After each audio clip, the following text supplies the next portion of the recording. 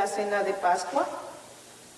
Hermanos, no sé si recuerdan ustedes que la semana pasada nuestra hermana Rosario explicó lo que significaba la Pascua. Ella explicó lo que significaba la Pascua. Hoy se va a celebrar aquí con el Señor. Dice que habían pasado generación sobre generación recordando y celebrando este día, que significaba el paso del Señor por la tierra de los egipcios, que fue para la liberación de la esclavitud de su pueblo de Israel. Dicha celebración comenzaba el jueves por la tarde con el sacrificio del Cordero Pascual, la ofrenda dirigida al Señor. Era una cena, hermanos, que cada judío respetaba y conmemoraba con amor y agradecimiento por la liberación del pueblo. Hermanos, dicha cena consistía en matar a un macho cabrito que es la fuente de vida, sin defecto, a fin de que fuera agradable hacia los ojos del Señor. Dice que es de 1 año, porque significa la primicia, el primero. Consistía de panes ácimos, que representaban la salida apresurada del pueblo de Egipto. Eso significaba, ¿por qué ácimos, hermanos? Porque un pan ácimo significa que es un pan aplastado, plano. Que eso significaba la salida apresurada que tuvo el pueblo de Egipto al dejar Egipto. El pueblo de Israel, al dejar Egipto. No tuvieron tiempo de cocinar ese pan. Esa masa se quedó plana, se quedó sin fermentar. Y también significa que no tenía levadura. ¿Por qué? Porque la levadura era símbolo de corrupción y pecado. También la cena consistía con hierbas amargas que evocan, hermano, y recuerdan la vida amarga que tuvo el pueblo de Egipto, el pueblo de Israel durante su estancia en Egipto. Verduras pasadas por agua de sal, que recuerdan que son símbolo de las lágrimas de los esclavos israelitas que tuvieron que lloraron el pueblo de Israel. Y también las aguas saladas del Mar Rojo. En eso consistía la cena. Dice, 2 discípulos le preguntan al Señor, ¿dónde quieres que celebremos la Pascua? El evangelista San Lucas, hermanos, nos narra que esos 2 discípulos eran Pedro y Juan, los que le hicieron esa pregunta a Jesús. San Mateo no lo dice. A mi conocimiento y a mi pensar, hermanos,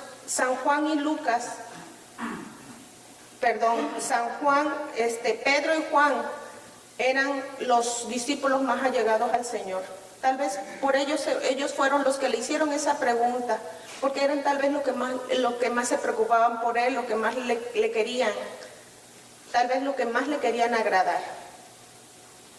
El versículo número 18, hermanos, dice, él les contestó, vayan a la ciudad, a casa de fulano, y díganle, el maestro dice, mi hora está cerca y voy a tu casa a celebrar la Pascua con mis discípulos. El Señor contesta y da unas indicaciones precisas. Los manda a la ciudad, porque no sé si recuerdan que en el capítulo anterior ellos se encontraban en Betania. Betania era un pueblo más pequeño. Los manda a la ciudad, a Jerusalén. Y les dice, encontrarán a un fulano y díganle que el maestro celebrará la cena pascual en su casa con sus discípulos. Los evangelistas San Lucas y San Marcos son un poquito más detallistas y dicen que el hombre, el fulano que se van a encontrar, lleva un cántaro de agua. Y él les mostraría un cuarto grande y arreglado, en un piso de arriba, que ya tal vez estaría listo para el Señor. dice Jesús. Jesús se anuncia ante el fulano como un maestro. Se reconoce como tal y les dice que le digan que su hora está cerca. Significaba su muerte, hermanos. La palabra no dice el nombre del fulano, solo lo cataloga como un hombre. Pero yo pienso que ese era un conocido del Señor, alguien que merecía que el Señor celebrara y festejara la cena pascual con él. Dichoso ese hombre que pudo tener esa oportunidad de que el Padre Dios estuviera en su casa, que le visitara, que compartiera ahí. Una gran dicha, la verdad.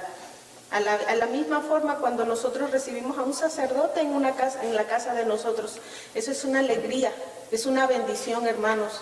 Por eso siempre debemos de tener las puertas abiertas para cualquier llamado que tengamos por ahí. Nunca decir no. En el versículo 19, hermanos, dice: los discípulos hicieron como Jesús lo había mandado y prepararon la cena de Pascua. Pedro y Juan obedecen, preparan la cena tal y como el Señor lo dice. Una vez, hermanos, seguir instrucciones y obedecer al Señor es la clave que nunca falla para aquel que no quiere equivocarse. Muchas veces, hermanos, nos equivocamos por desobedientes, no porque en realidad no sepamos hacer las cosas, solo por no seguir instrucciones. El Señor manda y da una orden, y cuando Él habla y dice las cosas, así se dan. La importancia de la preparación del festín del Señor, hermanos, es muy importante para su cena. Todo lo que vayamos a hacer para el Señor es importante, hermanos. Todo lo que tengamos que hacer en nombre del Señor es importante. Y de esa misma forma fue para sus discípulos. Fue importante que ellos llevaran a cabo esas instrucciones. Ellos las siguieron y salió como el Señor lo había dicho. Hasta este momento, hermanos, esa cena simbolizaba solamente eso, una cena. Hasta ese momento nadie se daba cuenta que el Maestro sería la Pascua. Versículo 20 y 21 dice: cuando llegó la noche, Jesús estaba a la mesa con los 12 discípulos y mientras comían les dijo: les aseguro que uno de ustedes me va a traicionar. La palabra, hermanos, dice que comían juntos, como familia, como hermanos que eran, porque el Señor a todos los llamaba hermanos. No eran sus discípulos, porque le seguían, le amaban, pero eran sus hermanos. Todos somos hermanos de Jesús. La palabra dice que era de noche y que mientras que comían, el Señor les hizo un anuncio muy importante. Les dice que por uno de ellos sería traicionado. Fue sorpresa para muchos hermanos. Fue sorpresa para 11, excepto para uno. Recordemos en el capítulo anterior, en el tema anterior de la semana pasada, que Judas ya había hecho un trato. Judas ya había hablado con los maestros de la ley, con los que lo querían matar. Judas ya lo había vendido por 30 monedas de plata, que era el costo de un esclavo en esos tiempos. Eso era lo que valía un hombre, un esclavo. Y así el Señor fue vendido a ese precio.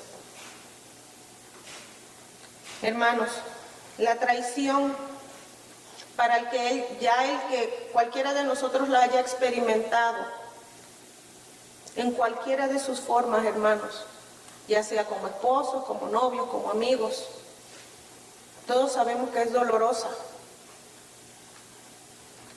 y causa muchos sentimientos, odio, rencor, enojo. Pero todos de alguna u otra forma nos recuperamos. Se nos olvida, perdonamos, cambian de pareja, cambiamos de novio, nos vamos del empleo, cualquier cosa que suceda. Todos reaccionamos de diferente forma, pero salimos adelante. Pero el Señor Jesucristo de esta traición no. Él iba a tener una consecuencia fatal.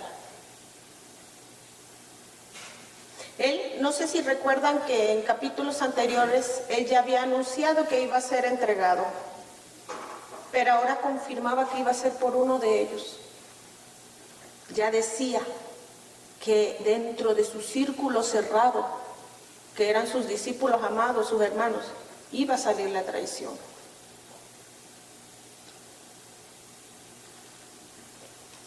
Para él ya no era sorpresa, él ya lo sabía.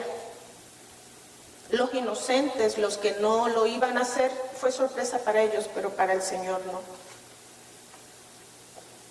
El versículo número 23 dice, Jesús le contestó, uno que moja el pan en el mismo plato que yo, va a traicionarme.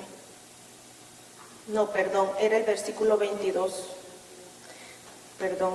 Ellos se pusieron muy tristes y comenzaron a preguntarle uno tras otro, Señor, ¿acaso seré yo? La palabra dice que reaccionaron tristes y le cuestionaban al Señor uno por uno, ¿seré yo?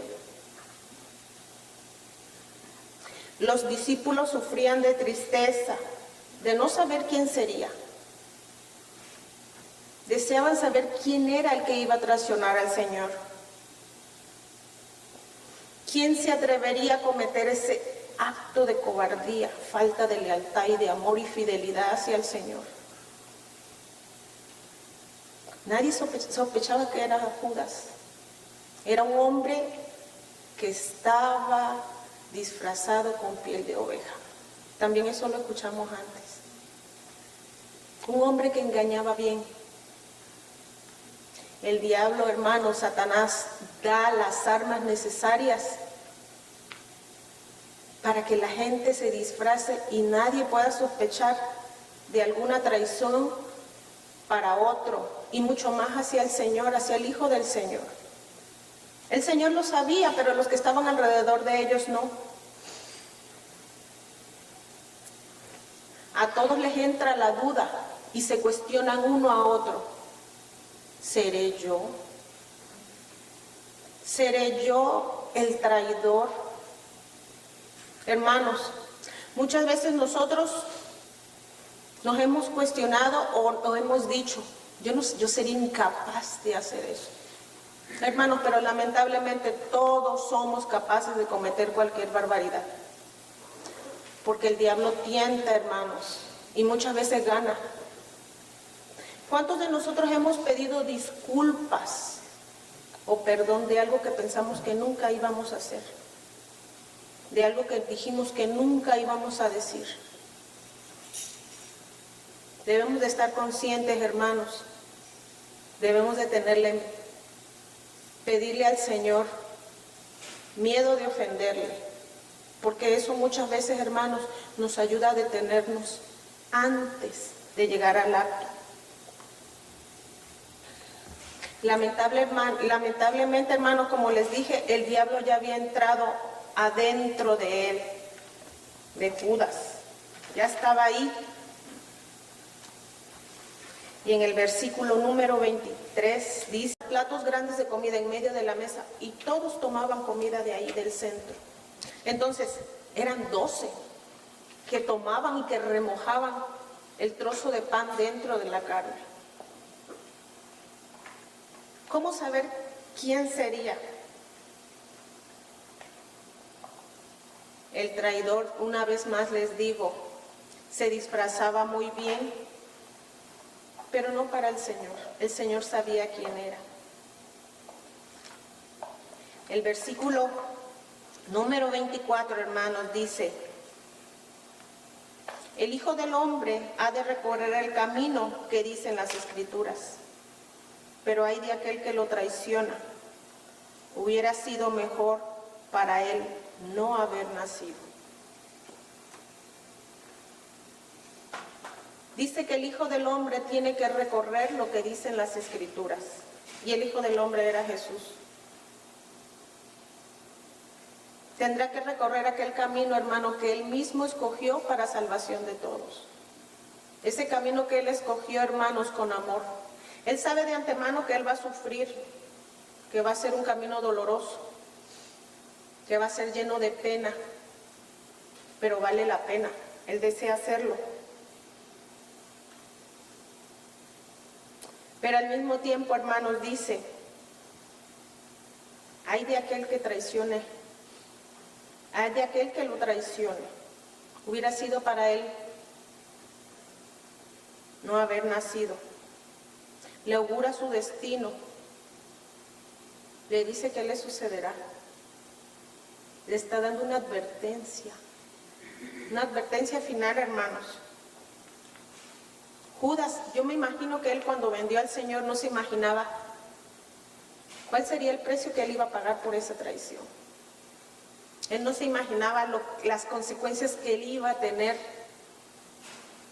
por faltarle al Hijo del Hombre, a lo más grande que existe. La iba a pagar muy caro, hermanos. Imagínense, faltarle al Hijo del Hombre, al Hijo de Dios.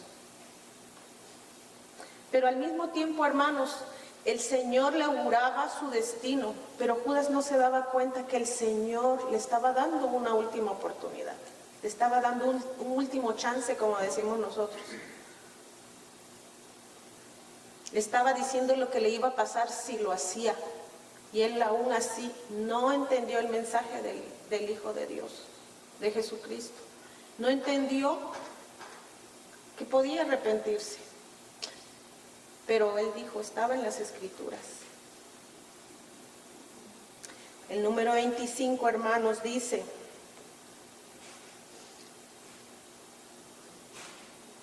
entonces Judas, el que le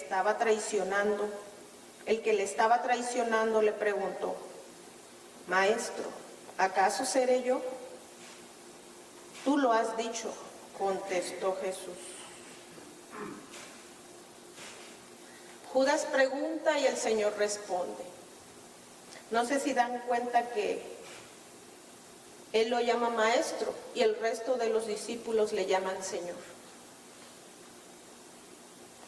Él lo llama maestro, solo dándole el título de enseñador. No Señor como el Hijo de Dios. Los discípulos lo reconocían como el Mesías, como el Hijo de Dios, el Hijo del Padre. Le dice, ¿acaso seré yo?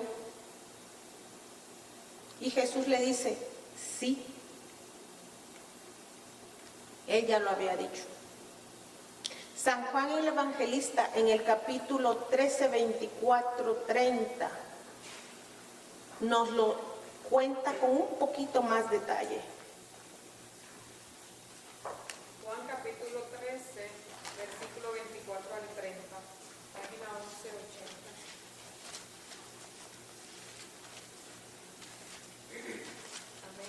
1180. Amén. Amén. Y Simón Pedro le dijo por señas que le preguntara de quién estaba hablando. Él, acercándose más a Jesús, le preguntó, Señor, ¿quién es? Jesús le contestó, voy a mojar un pedazo de pan y a quien se lo dé, ese es. Enseguida mojó un pedazo de pan y se lo dio a Judas, hijo de Simón Iscariote. Y tan pronto como Judas recibió el pan, Satanás entró en su corazón. Jesús le dijo, lo que vas a hacer, hazlo pronto. Pero ninguno de los que estaban cenando a la mesa entendió por qué le decía eso. Como Judas era el encargado de la bolsa del dinero, algunos pensaron que Jesús le quería decir que comprara algo para la fiesta o que diera algo a los pobres. Una vez que Judas hubo recibido el pan, salió. Ya era de noche. Palabra de Dios. Te alabamos, Señor. Si se dan cuenta, esto es como un inserto a lo que estamos hablando, porque dice que Pedro le hace señas porque quiere que le explique quién es. Y él dice, le voy a dar un pedazo de pan y al que se lo dé, ese es. Entonces, aquí solamente estamos viendo que ya Judas le hace la pregunta directa. Dice que enseguida que el Señor le dio el trozo de pan a Judas, el diablo entró en su corazón. Él ya lo había vendido, hermanos. Ahora lo que tocaba era solo entregarlo. Ese era lo único que faltaba, que completara lo que él ya había comenzado. Muchas veces comenzamos algo y no lo terminamos. Dejamos las cosas incompletas. Y él no, hermanos. Él llevó a cabo lo que comenzó, lo terminó. Él tenía la mala intención porque llegó a venderlo. Le dieron las monedas. Y cuando escuchó lo que dijo el Señor, podría haberse arrepentido y no entregarlo, ¿verdad? Regresar las monedas. Pero no, dice, el Satanás entró dentro de él, dentro de su corazón. Entonces eso lo llevó a que llevara y que finalizara ese acto de maldad que él estaba por hacer. Dice la Escritura que nadie entendió lo que el Señor dijo. Porque tal vez, pues recuérdense, eran 12, eran muchos en el lugar donde se encontraban reunidos. Entonces el bullicio, tal vez unos distraídos que no se dieron cuenta de la acción que había hecho Jesús. Dice que se va de noche. El pasaje termina diciendo que él toma el pan y se va, deja el lugar. Dice que se va en la noche, en la oscuridad, a cometer su pecado y su maldad, hermanos. Este discípulo que había convivido con él, que había vivido todos sus milagros, había escuchado todas sus prédicas, que había vivido la majestad del Hijo del Hombre, porque a él nadie le contó nada, él lo vio. Él iba a ser el traidor. Hermanos, Satanás da valor para hacer las cosas más indecibles, los actos más bajos que hay en la tierra. No sé si recuerdan que el padre Elías la semana pasada nos comentó los motivos que Judas tuvo para traicionar al Señor, porque a todos para cometer cierto acto, algo te tiene que llevar a cometerlo. No son solo ideas que te vienen en la cabeza. Tú para llegar a tramar algo, tienes que tener un porqué. El padre Elías comentó que los porqués que tuvo Judas para traicionar al Señor fueron que, primero que nada, recordemos que Judas era un ladrón, era un ratero, era un revoltoso.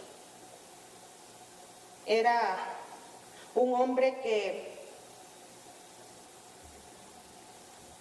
que le gustaba la bulla, era rebelde. Entonces, si recuerden que para los judíos el Mesías, el Hijo del Hombre que los iba a llegar a salvar, muchos tenían en su mente, tenían la concepción de que iba a ser un hombre, un caudillo que iba a llegar a liberarlos de la opresión romana en la cual vivían en esos tiempos. Y Judas era uno de ellos. Él deseaba ver en los ojos del Señor fuerza, tal vez coraje para defenderlos. Y el Señor hacía todo lo contrario. El Señor solo era amor y misericordia, ayudar a los pobres. El Señor era lo único que hacía, darle amor y lo que le hacía falta al necesitado, a la viuda, a los niños de la calle. Y Judas no quería eso para su Salvador, para su Mesías. Él quería todo lo contrario. Las expectativas que Judas tenía para el Salvador eran muy diferentes a lo que él encontró en Jesús.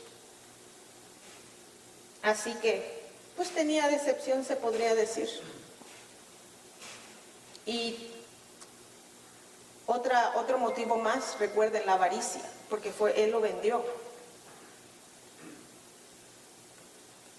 Judas estuvo con el Señor, pero el Señor nunca estuvo dentro de Judas. Eso es algo que tenemos que tener bien claro. Y algo que tenemos que tener también presentes, hermanos, de que nosotros también traicionamos muchas veces al Señor. Con pequeños actos, hermanos, lo cometemos. Cuando lo cambiamos por flojerita, por sueño, por el frío. Cuando lo cambiamos por otras ocupaciones. Cuando otras cosas son más importantes que el Señor, que atender el día dedicado a Él. El versículo número 26 dice: mientras comían, Jesús tomó en sus manos el pan y habiendo dado gracias a Dios, lo partió y lo dio a sus discípulos diciendo: coman, este es mi cuerpo.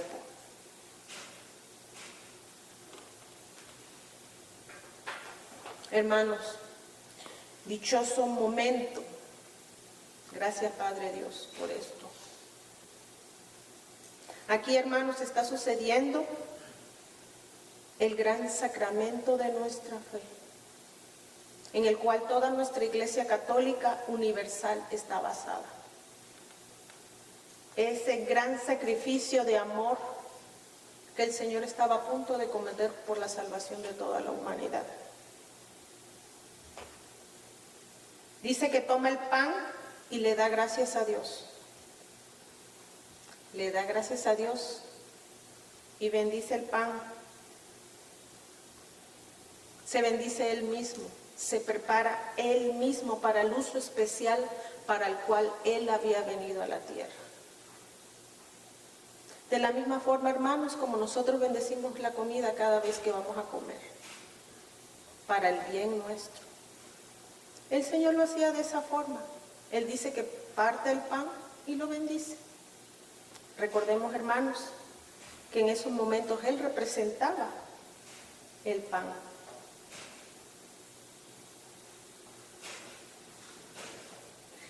Nuestro Señor le estaba dando como significado al partir el pan, al cómo Él iba a ser quebrantado su cuerpo para la salvación del mundo.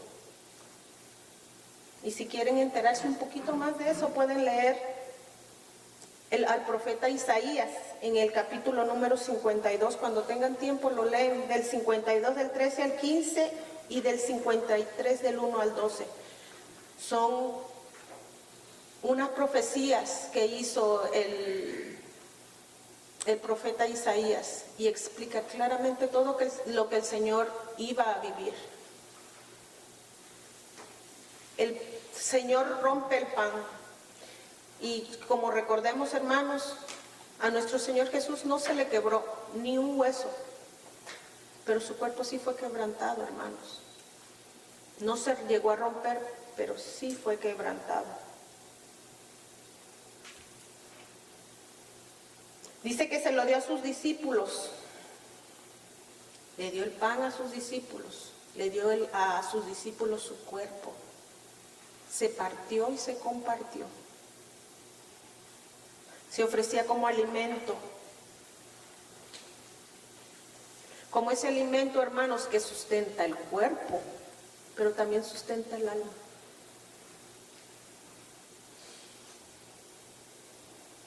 Se lo daba a sus discípulos, quienes tenían la primicia, hermanos, de compartir la última cena, la primera Eucaristía. Ellos, hermanos, que habían compartido tanto con Él, recuerden, aquí ya no está Judas, ya se fue. Se quedaron los que le amaban, los que compartieron, los que creyeron en Él. Ellos tenían la primicia de compartir el cuerpo del Señor. Porque recuerden, hermanos, al principio era la cena pascual. Y aquí, hermanos, estaba sucediendo otra cosa. Y de esa misma forma, hermanos, esos discípulos lo harían después. Serían los futuros sacerdotes, hasta como ahora. Dice, coman, este es mi cuerpo. Se ofrecen cuerpo. Dice, tomen, cómanme, acéptenme. El Señor se ofrece, hermanos. Dice, reciban este sacrificio, esta redención que estoy haciendo por ustedes por amor.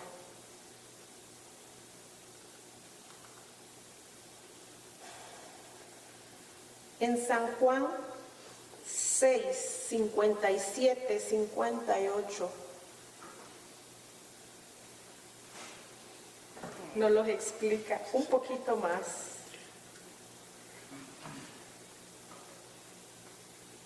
Página 169. Amén. Amén.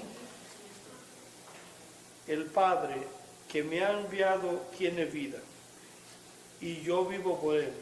De la misma manera que Él se alimenta de mí, vivirá por mí.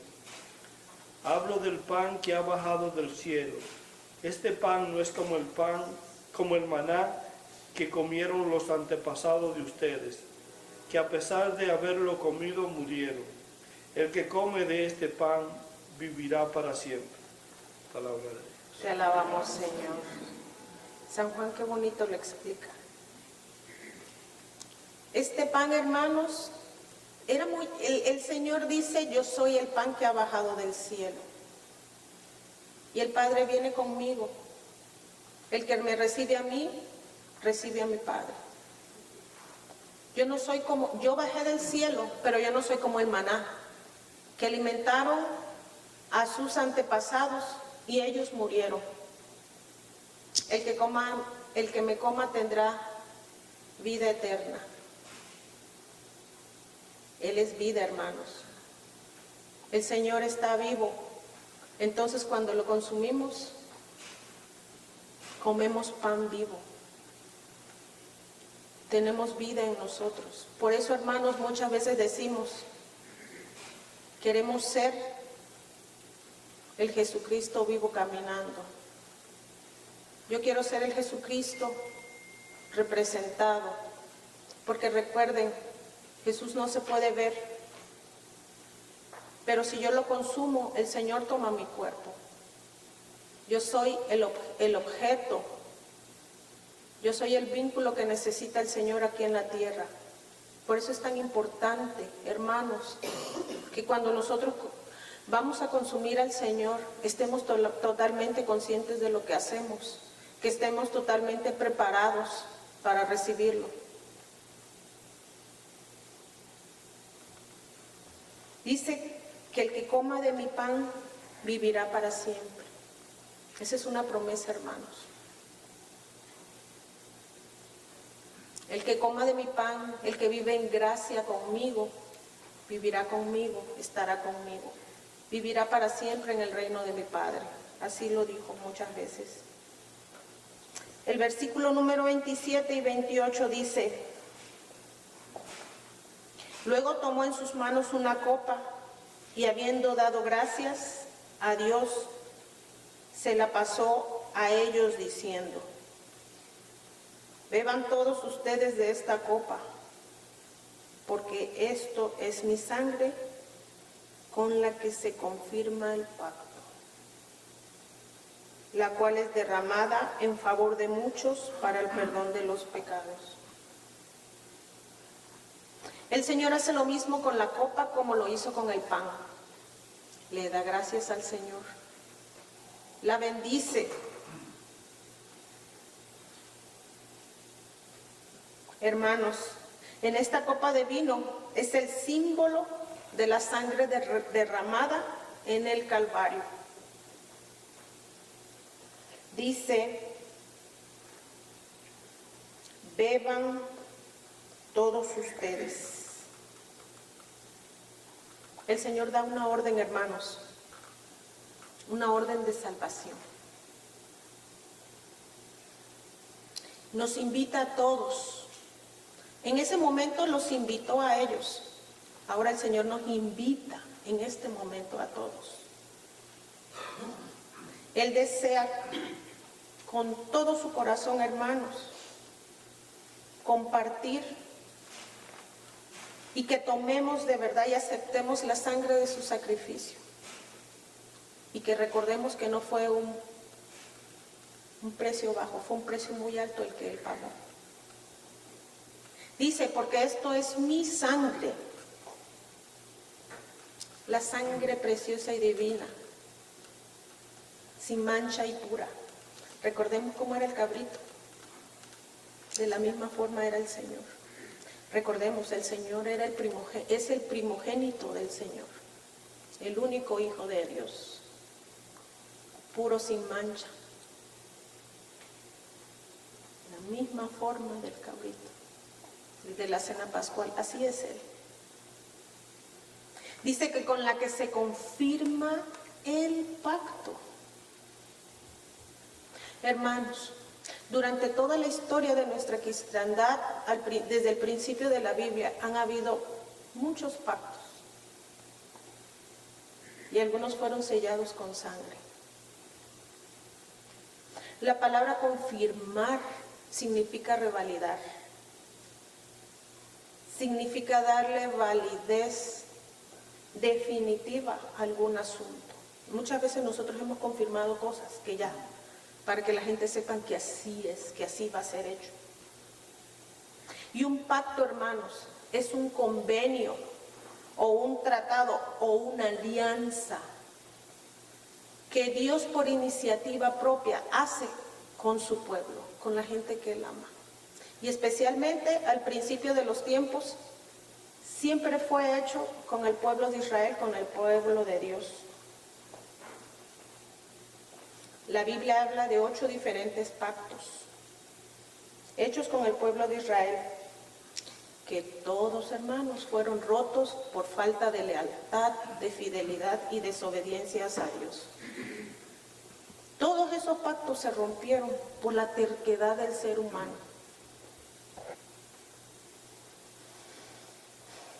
Pero el profeta 1:34 nos da una promesa de fe y esperanza, de amor.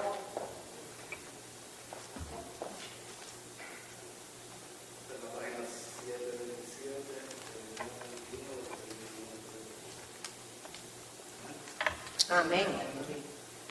Señor afirma, vendrá un día en que haré un nuevo pacto con Israel y con Judá. Este pacto será como el que hice con sus antepasados, cuando los tomé de la mano para sacarlos de Egipto, porque ellos no cumplieron mi pacto, a pesar de que yo era su dueño. Yo, el Señor, lo afirmo. Este será el pacto que haré con Israel en aquel tiempo. Pondré mi ley en su corazón y la escribiré en su mente. Yo seré su Dios y ellos serán mi pueblo. Yo, el Señor, lo afirmo. Ya no será necesario que unos a otros, amigos, parientes, tengan que instruirse para que me conozcan, porque todos, desde el más grande hasta el más pequeño, me conocerán. Yo les perdonaré su maldad y no me acordaré más de sus pecados. Yo, el Señor, lo afirmo. Te alabamos, Señor. Qué linda promesa del profeta Jeremías. Hermanos, como les dije, anteriormente hubieron otros pactos rotos, pero por la grandeza y la bondad de algunos hombres en ese entonces, esos pactos fueron de nuevo retomados por el Señor, por eso hubieron varios.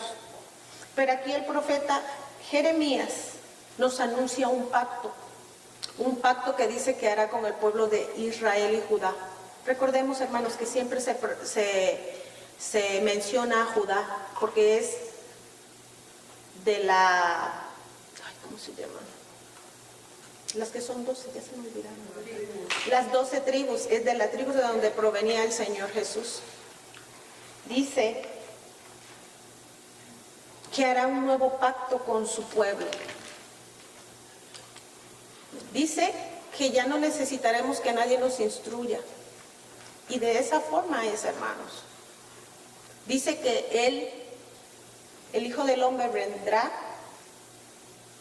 y pondrá la ley en su mente y en su corazón. Y de esa misma forma fue, hermanos. El Señor llegó, caminó en el pueblo de Israel, enseñó con ejemplo lo que su Padre quería.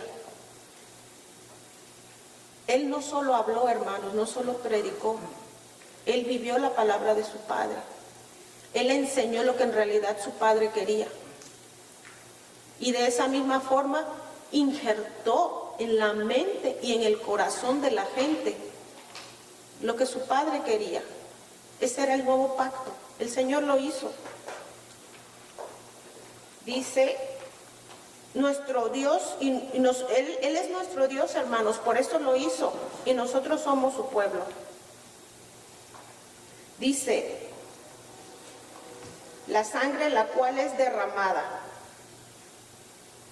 hermanos, se derramaría en su crucifixión por redención de nosotros. Recordemos cuántos azotes tuvo el Señor en su crucifixión y muerte, hermanos. Se derramó delante de muchos, en la cara de muchos. Su sangre fue totalmente expuesta. Dice que en favor de muchos, en los pactos del Antiguo Testamento, hermanos, cuando se hacía un pacto se hacía solo por algunos, solo por cierta gente. Pero cuando Jesús vino, fue para salvarnos a todos, para el mundo entero. Ya no había excepción. Y nos lo dice la primera carta de Juan 2:2. Página 1324.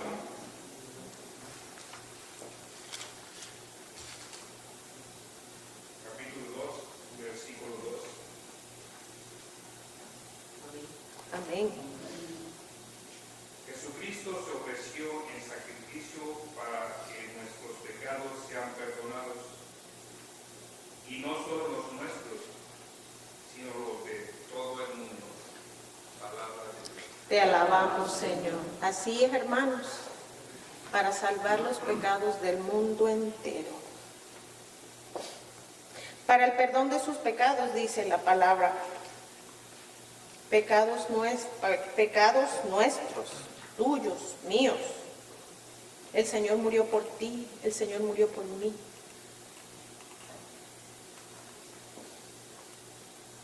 ¿Quién moriría por otro? Tal vez nosotros nos sacrificaríamos por un hijo, por un esposo, pero no por un extraño, no por alguien que no conoces. Y el Señor sí lo hizo. Él murió por todos, para la redención de nuestros pecados. Hermanos, con este sacrificio de amor Jesús cancelaba para siempre la deuda de nuestros pecados. Con este pacto, con este último pacto de sangre, hermanos, Jesús nos reconciliaba con su Padre. Nos reconciliaba de toda maldad, rebeldía, infidelidad y desobediencia que su pueblo en ese tiempo tenía, y que ahí entramos nosotros. Fue un pacto de redención para todos, hermanos, y así lo tenemos que ver, así, porque así es. No hay más para dónde darle.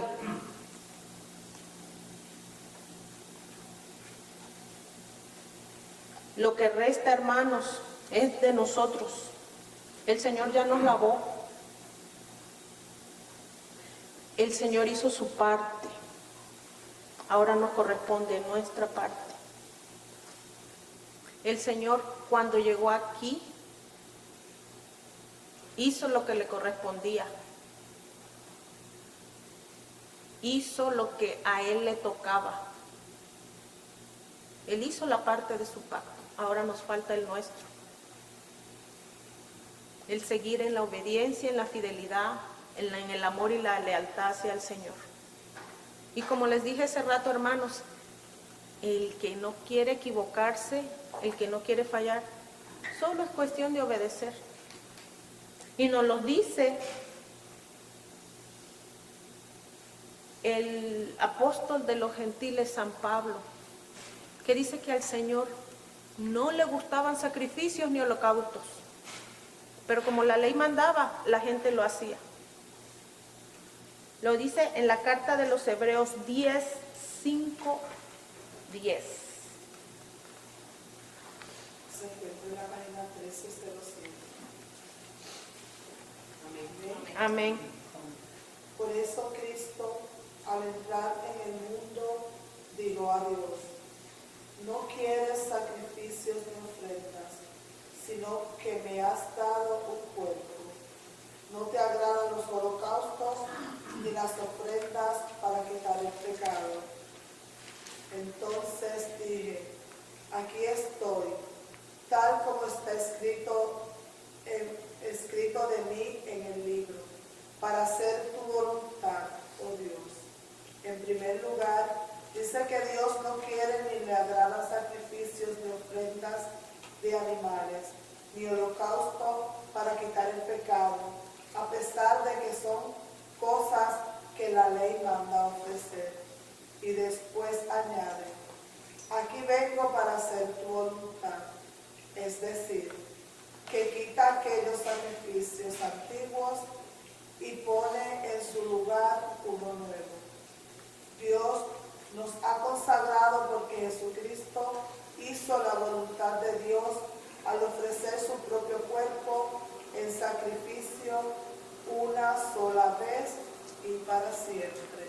Palabra de Dios. Te alabamos, Señor. Jesús habla y el propio San Pablo lo explica. Al Señor no le gustaban sacrificios, pero como el pueblo se portaba mal, tenían que ofrecer cosas para que el Señor los perdonara. Hermanos, pero matar un animal no borraba lo que hacía.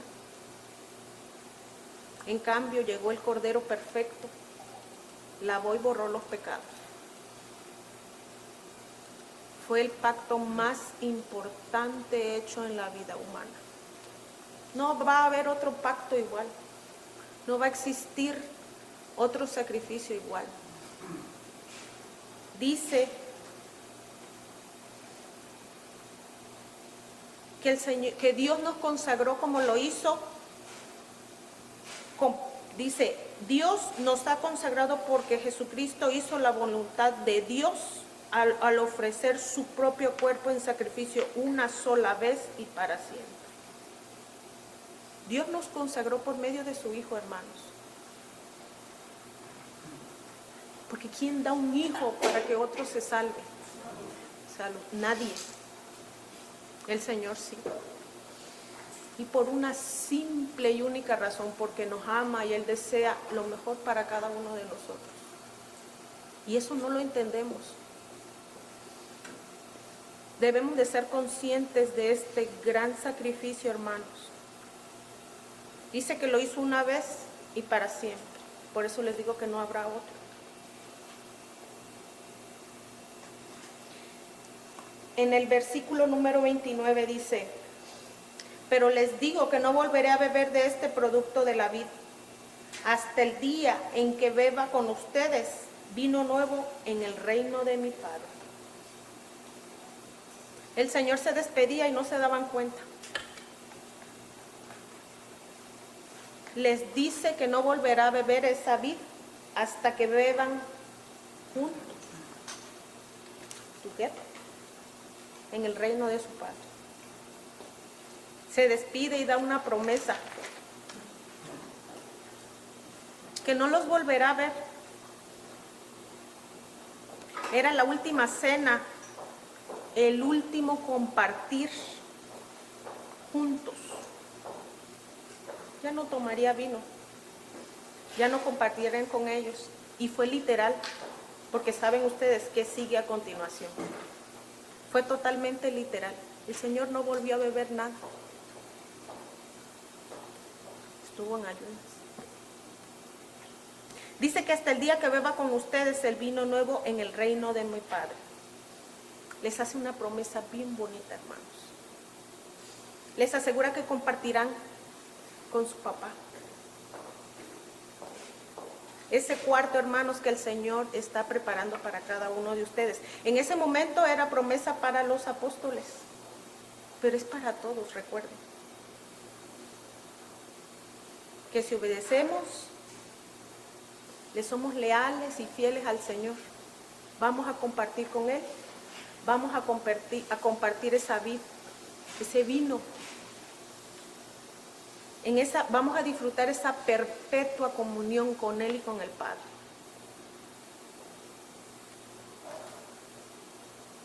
Es complejo de entender, hermanos, es fácil y complejo, porque esas palabras tienen que entrar totalmente en nuestra mente y en nuestro corazón para que de verdad deseamos hacer la voluntad del Señor. Y para terminar, hermanos, yo iba a hacer un resumen, pero encontré 2 párrafos que me gustaron tanto. Un párrafo es una oración y el otro es algo que encontré en el catecismo de nuestra Iglesia Católica, que es el número 1340, si después lo quieren buscar. Dice: al celebrar la última cena con sus apóstoles en el transcurso del banquete pascual, Jesús dio su sentido definitivo a la Pascua judía. En efecto, el paso de Jesús hacia el Padre por la muerte y resurrección, la Pascua nueva es anticipada en la última cena, en la cena del Señor, y celebrada en la Eucaristía todo el tiempo, y que da cumplimiento a la Pascua judía y anticipa la Pascua final de la Iglesia en la gloria del Reino. ¿Se dan cuenta esa noche cuántas cosas se hicieron? El Señor le dio un nuevo sentido a la Pascua. Es una Pascua nueva. Se anticipa, es anticipada en la cena, porque ahí sucedió, y celebrada todo el tiempo en la iglesia, porque la celebramos siempre, recordamos eso siempre. Y se cumple la Pascua judía al mismo tiempo y anticipa la Pascua final del reino de Dios. Se da todo ahí, todo en uno, y muchas veces no realizamos eso. Yo leyendo esto realicé eso. ¿Cuántas cosas suceden al mismo tiempo? Por favor, los que tengan el catecismo, léanlo y traten de entenderlo, porque yo lo leo aquí muy rápido y se los explico en mis propias palabras, pero tal vez no les hace sentido a ustedes. Entonces, ustedes a su propio paso, a su propio pez, pueden entenderlo. Y termino, hermanos, con una oración de Santo Tomás de Aquino que a mí me encanta. Dice: la presencia del verdadero cuerpo de Cristo y la verdadera sangre de Cristo en la Eucaristía no se conoce por los sentidos, sino por la fe, la cual se apoya en la autoridad de Dios.